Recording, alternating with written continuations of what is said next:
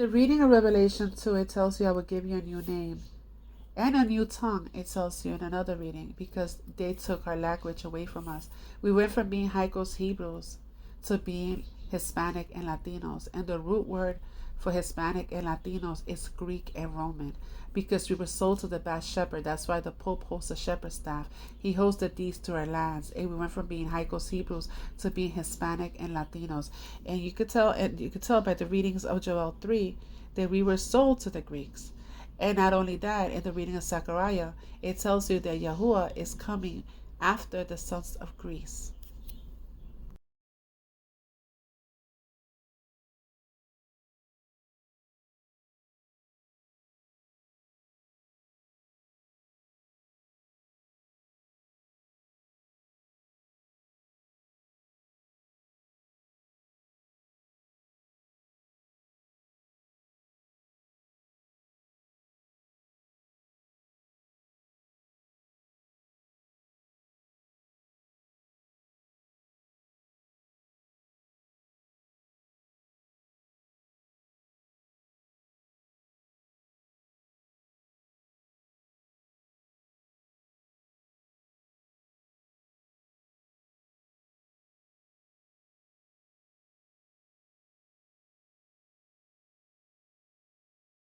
We also say El for male, Eja for female, for the Canaanite god El.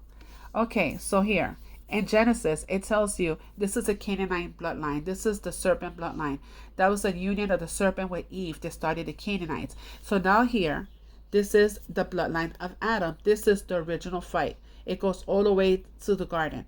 So you see, if Cain was the son of Adam, he would be listed as the number one son, but he's not here. He has a different bloodline. This is the bloodline of the serpent.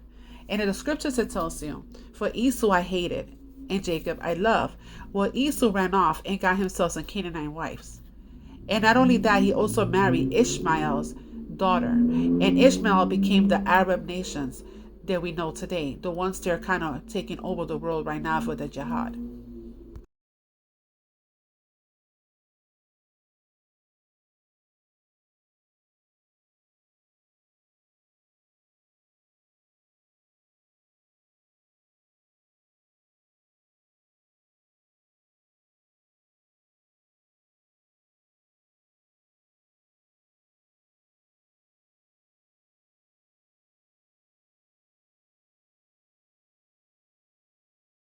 So this is your Abrahamic religions that kind of run the world today. You will find that in Galatians 4, the reading of it. You see, Abraham's slave wife. This is a system that we're under right now. And the promise of covenant wasn't made with Ishmael. It was made with Isaac. So this is the one that has everybody in captivity and in slavery. This is the one they gave to the world. That's why they all work together. Christianity, Islam, and what is it, Judaism. All three of them are together. They all work together. That's the synagogue I'm saying. So now, so Esau married into the Canaanites along when he took a wife from Ishmael, right? So now, not only we have that Dan, we also have the tribe of Dan. The tribe of Dan, the judge, the one that broke off the tree of life to join them, to join Rome. That's the judge. That is the British monarchy that works with the Vatican. So all these work together to destroy Daddy's children, the Hebrews, Haikos. That's why they're going after the Hispanic community so much right now and the Native Americans, because we're the Haikos Hebrews. The dragon will go after the remnant in the last days, and that's exactly what he's doing right now.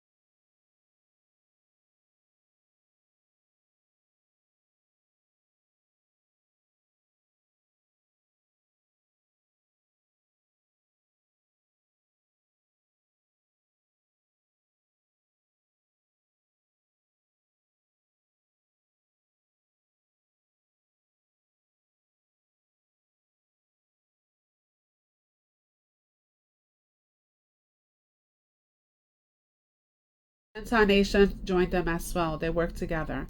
And I'm going to tell you why. Okay, so this is the reading of Isaiah 54. I'm not reading all of it, but it tells you why.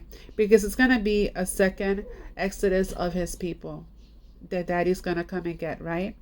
And it tells you, and your descendants will possess the cities left behind during their exile and rule the nations they took their lands.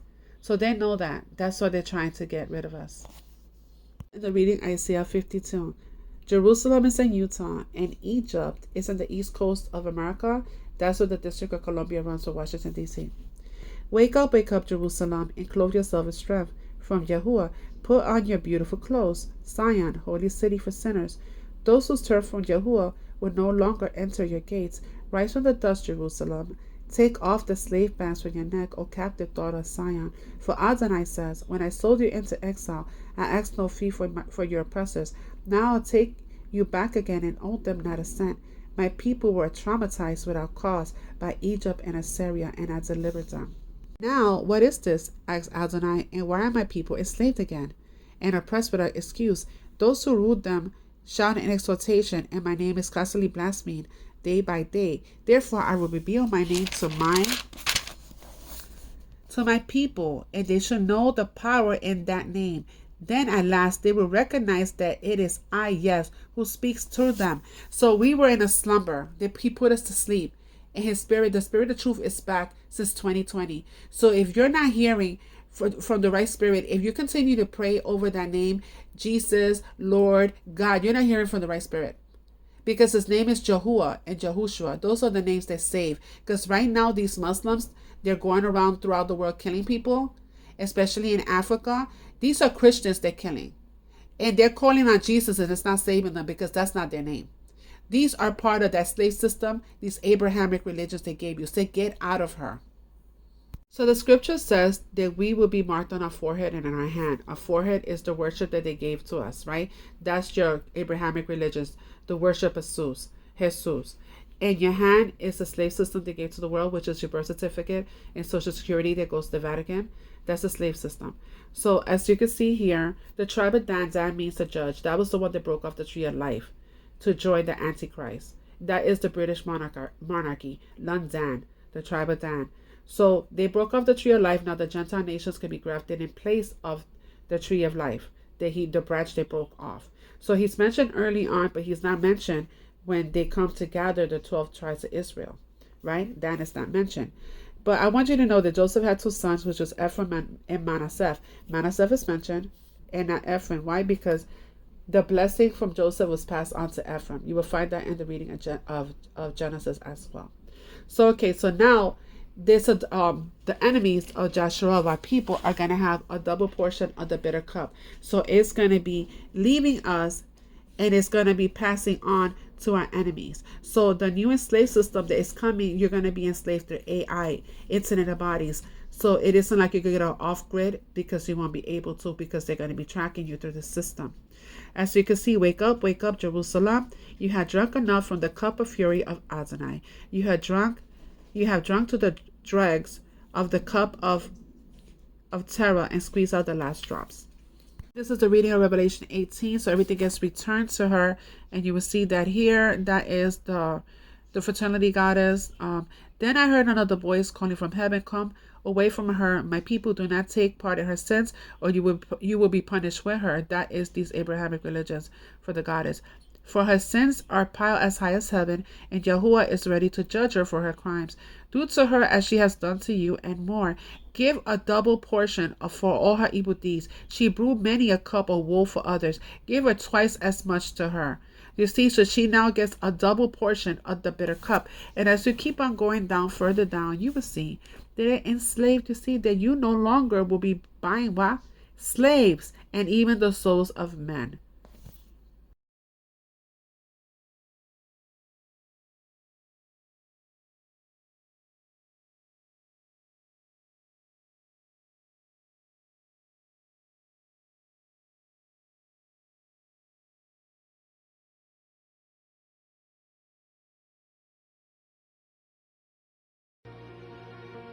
One explorer took these separate legends and connected the dots. His intention was to sail west from Europe to find the Garden of Eden itself. His name? Christopher Columbus. Christopher Columbus, first and foremost, was searching for a water trade route to Asia. But in the back of his mind, as he went on these voyages, he also, according to some of his letters and some of his documents, was searching for the Garden of Eden. Columbus believed he could reach Asia by traveling west, but he also knew that Eden was on the border of Asia. On his third voyage in 1498, Columbus made a discovery that to him must have been akin to a miracle. Christopher Columbus claimed to have found the Garden of Eden in Venezuela, in a place called Paria. He saw a set of mountains in the distance and a lush tropical landscape that to him seemed to suggest he had in fact located the Garden of Eden. Columbus was convinced of his success because the land he found matched every description of Eden, from the pages of the Bible to medieval legends. He saw the physical signs that to him indicated the Garden of Eden was there. And these signs included the mountain that was partially hidden by clouds, the temperature, which was neither too hot nor too cold. When he saw the Orinoco River emptying there into the sea, the mass of water so inspired him that he thought maybe he had discovered the entrance to the Garden of Eden. And in his letters written during that second voyage, he indicated that he regretted not being able to explore it further. In his letters, Columbus speculated that the exotic tropical plants he saw were the forbidden fruit eaten by Adam and Eve. Christopher Columbus is someone who I believe was capable of enormous self-deception. This is a man who seems incredibly stubborn, and also someone who is not willing to let the facts interfere with what he thinks is right. Columbus did in fact believe he had found the Garden of Eden until he died. Utah, right, was a Levitical city in the mountains of Judah, or Jutah, named in connection with Sif, Jezreel, in the neighborhood of Maon and Carmel. It was allotted to the priest, so it was a Judean town or city, Utah, Judah, right? And we're just talking about Utah, right? Or from Spanish, what? Utah, Y-U-T-A. So just add a T and you get the same name as in the Bible. Name of an indigenous Uto-Aztecan people of the Great Basin, perhaps from Western Apache, which is Judah, Judah, Judah, high, in reference to living in the mountains. Living in mountains? Wait, let's go back. Utah, extended, a Levitical city in the mountains, or hill country of Judah, living in the mountains. People live, as it says. I got a little bit more for you. This is out of a history book called Lost Tribes and Promised Lands. Let's see what that thing reads. Bearing her words, they rose, went over to Montezino, and to his utter astonishment said, Shema Yisrael Adonai Elenehu Adonai Ehud. Hear, O Israel, the Lord our God, the Lord is one. They had recited in Hebrew the fundamental credo of Judaism, predating 1492. Watch this. They told him they were themselves of the tribe of Reuben. These were Indians. They proclaimed to be of the tribe of Reuben, and that the tribe of Joseph, the tribe of Ephraim, lived on an island nearby. Christopher Columbus and the participation of the Jews in Spanish and Portuguese discoveries by Dr. M. Keyerslinger. You know what I'm saying? Y'all definitely want to be able to check this book out. So in the appendix of this book is primary sources. So one of these primary sources is Los Indios de las Indias Islas son Hebreos, which literally translates to the Indians of the islands are Hebrews. So this is actually written from a Portuguese conquistador who observed the natives and then wrote exactly, you know what I'm saying, what he observed. So the translation to that is on page 98 of this book, which reads as follows. So one of them is that The language of the Indians in Hispaniola, Cuba, Jamaica, and the adjoining islands, he contends, has many resemblances to Hebrew. So when he starts talking about the rivers, different things like that, but then he starts to get real specific even outside of their linguistics. And it says, their rites and ceremonies, as well as their language, form one of the main arguments in favor of this theory of descent. Circumcision prevailed among the Indians. They often bathed in rivers and streams. They refrained from touching the dead and from tasting blood. All of this is, Levitical and laws in Deuteronomy. They had definite fast days. Marriage with sister-in-law was permitted if they were childless widows. Wives were discarded for new helpmates. They also sacrificed first fruits on high mountains and under shady trees. They had temples and carried a holy ark before them in time of war. So when you go and you read this book, you start to see different evidence of their customs and their culture prior to colonization. You know what I'm saying? Actually ties hand in hand with the culture of the Israelites and how they lived based off the Mosaic law that was given inside of books like Deuteronomy and Leviticus. And if you want this information and more, all consolidated and concise, make sure that y'all check out We Came From the East. Puerto Ricans are a special people with a rich history, but how rich is that history? By the end of this video, I will blow your mind. 800 ancient stones with Hebrew writing in Puerto Rico. A remnant of ancient stones, 20 of 800, made its way halfway across the world, solving a 3,500-year-old mystery. What did these stones whisper about the pre-Columbian indigenous people of the island of Puerto Rico? After rigorous academic testing, anthropologists, historians, and academics, and millions of Puerto Ricans finally have scientific evidence that reveals the language of these stones. Nazario had been educated at the University of Salamanca. His studies had included ancient languages, and he was amazed at what he saw. After comparing the writings on these stones to others from around the world, he came to his conclusion. This writing was a form of ancient Hebrew. Because his religious background, this fueled the possibility that a remnant of the lost tribes of Israel had settled on this island. In 1893, Nazario wrote a short article titled Aboriginal Writing of the Carib, in which he explained his interpretations of these carvings. After a thorough analysis of the stones and their inscriptions, he dismissed an Arawak Taino language origin, and by 1897, he concluded that the writings were more reminiscent of ancient Hebrew. Comparing this discovery with the spoken Taino language of his day, Nazario discerned words in the Taino Arawak language that were Semitic in origin and pronunciation. One example is the Taino name for the supreme spirit of spirits, Yah. By comparison, the God of the monotheistic Hebrew culture is known by the abbreviated form of his sacred name, Yah. Are all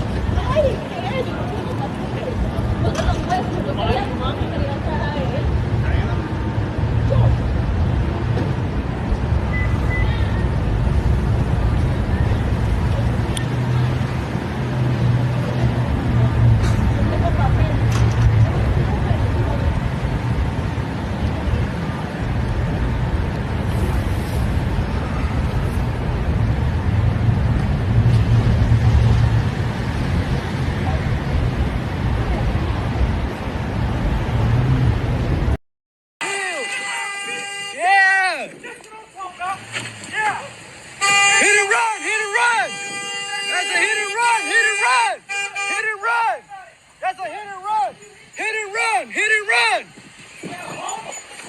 Look, hey, watch out with that weapon. That weapon.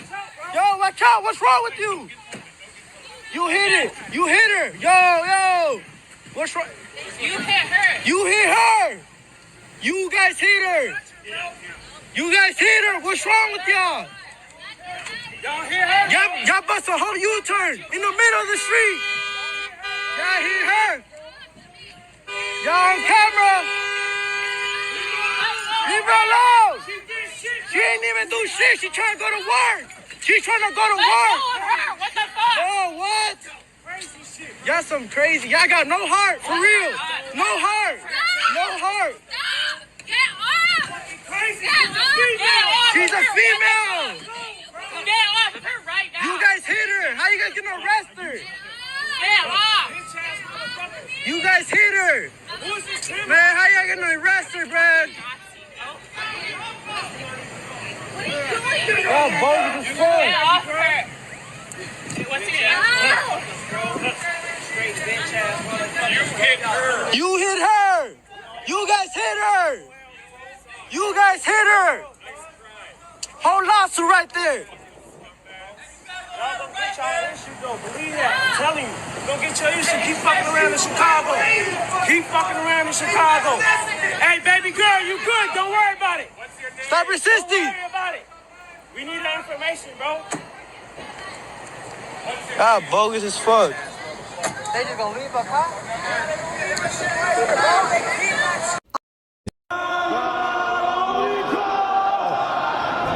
Everything is staged. Look at the Iranian parliament and compare it to the 2025 Oscars stage. We see the same Masonic symbolism. Movies are scripted, but so is politics. You see actors on stage, but who's writing the script? I am not the Tucker Carlson expert on Iran. You're a senator who's calling for the overthrow of the government. You're the one who claims about the country. Albert Pike, a 33rd degree Freemason, predicted it back in 1871. The Third World War will be triggered so that Islam and Israel destroy each other. A planned war designed to exhaust nations and impose a global Luciferian religion. This chaos was encoded long ago. The number 33 and the pyramid are the signatures of Freemasonry. Even George Washington was a member, but at the top, it's not God you find, it's Baphomet.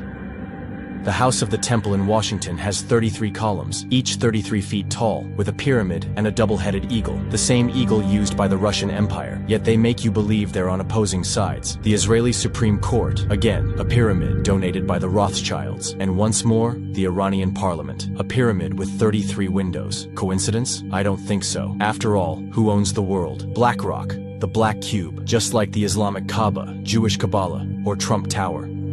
All aligned around the same symbol.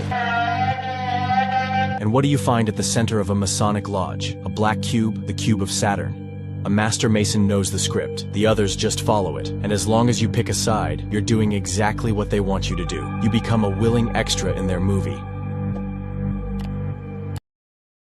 In the United States of America, and I hope you're listening up very clearly, Islam is knocking at the door. And when Islam knocks on the door, they knock with a suicide vest strapped to them, all right? You are talking about jihad. You are talking about people taking over our government who are Muslims and believe 100% in the doctrine of Islam, which is Sharia law, it is jihad, it is taqiyya, it is every horrible thing you imagine. These people do not worship our God. They do not respect our constitution. These people walk around a black box in Mecca and yell Allahu Akbar, which is a call to war. It is a call to war. They're not here to assimilate. They're here to take over. Omar Fateh in Minneapolis. He almost won that election. He may win that election. It's still early. We don't know. Zoran Mamdani, who is a complete Islamist. He won his election in New York and he won it pretty resoundingly. The Democrat lieutenant governor of Virginia, we didn't even talk about her. Nobody even knew where she was coming out of. She is a Muslim who wears a hijab. This woman is the lieutenant governor of the state of Virginia. It is getting worse and worse and worse. You have school board candidates up and down, Muslims. City council candidates up and down, Muslims. Muslims are coming in to your government. And when they get to the government, they are not fighting for the American people. They are fighting for the Muslim people. They are fighting for their own interests. Look at the United Kingdom. If you don't believe me, look at the United Kingdom, who elected a Muslim mayor in London and elected Muslims all throughout the country. They are being replaced systematically. The British people are no longer living a good life in their own country. The Muslims are taking over. They're implementing their Sharia courts. They're implementing their Sharia law. And slowly, the United Kingdom is dying. It is dying. United States of America. Let this be a warning. Let last night be a warning. These Muslims are winning elections. The Democrats are allowing the Muslims to walk right through the door. They got a suicide vest strapped onto them. It's only a matter of time till somebody walks into the Capitol and blows that place up with a suicide vest, and it won't be a terrorist. It'll be an elected congressperson elected by a community of Muslims somewhere in the United States of America. Islam is the problem. Islam is not compatible with the United States of America. Islam is not compatible with the United States Constitution. Stop this scourge before it gets out of control. And let me tell you, we're getting very, very close to the point of no return. It's to the point.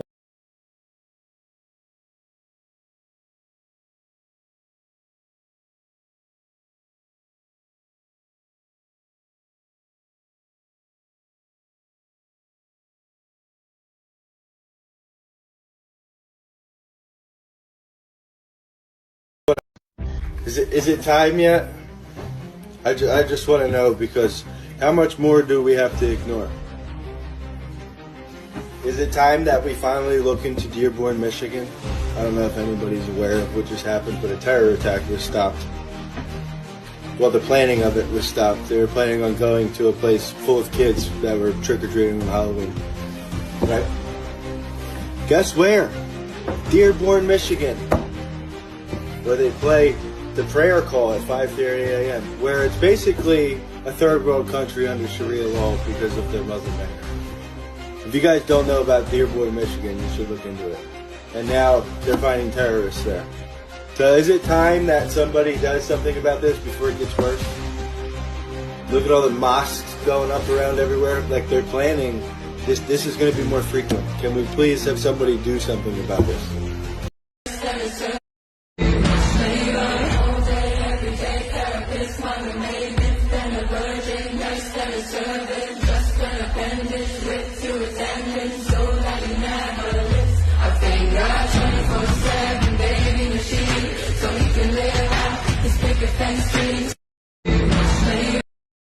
باشه و یک قسم حیوان خلق کرده و اون زنها و خانمها هستن.